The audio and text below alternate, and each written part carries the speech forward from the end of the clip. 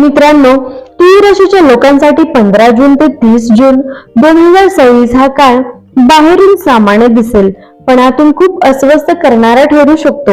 या दिवसांमध्ये ग्रहांची स्थिती अशी तयार होत आहे की काही लोकांना अचानक अशा गोष्टींचा सामना करावा लागू शकतो ज्याची त्यांनी कल्पनाही केलेली नसेल.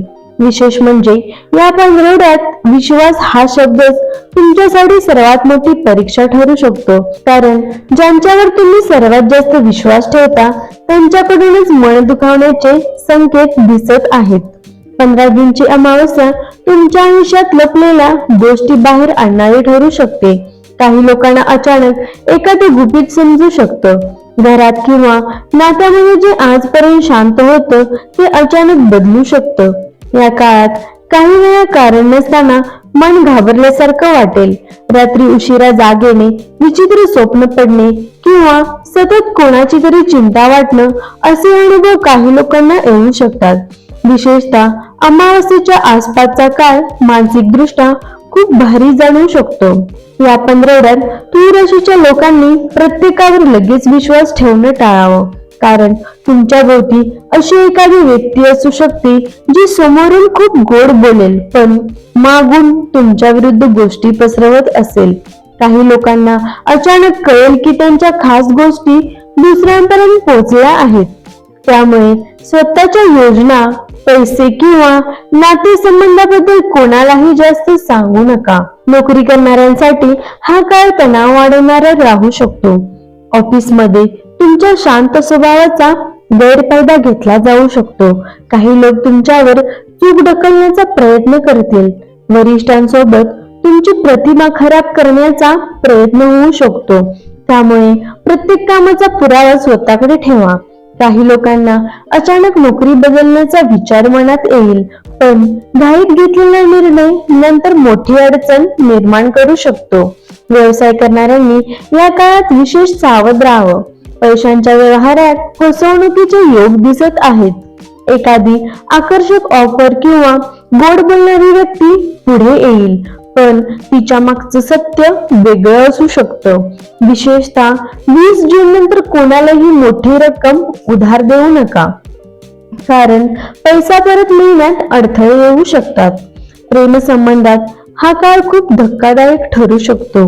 काही लोकांना आपल्या जोडीदाराबद्दल असं काही समजू शकतं ज्यामुळे मन पूर्णपणे तुटेल. छोट्या गोष्टींवरून मोठे गैरसमज वाढू शकतात.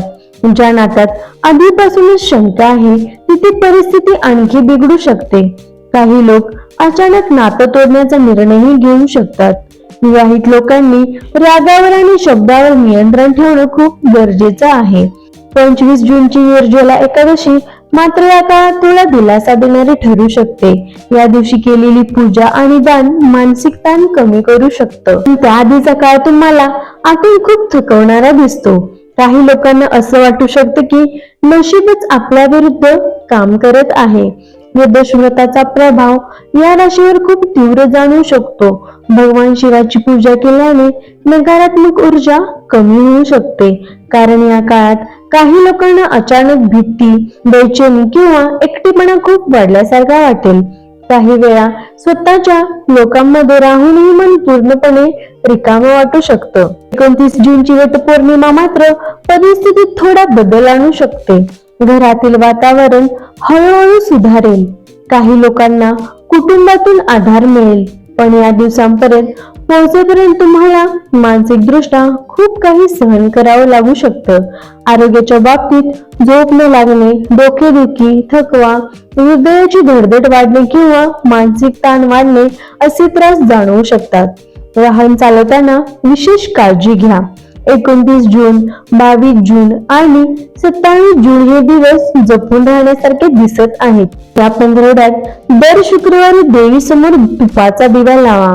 ओम नमः शिवाय या मंत्राचा जप करा. अमावस्येला गरजू लोकांना अन्नदान करा, कारण या काळात तूळ राशीवर नजर दोष आणि नकारात्मक विचारांचा प्रभाव जास्त जाणवू शकतो.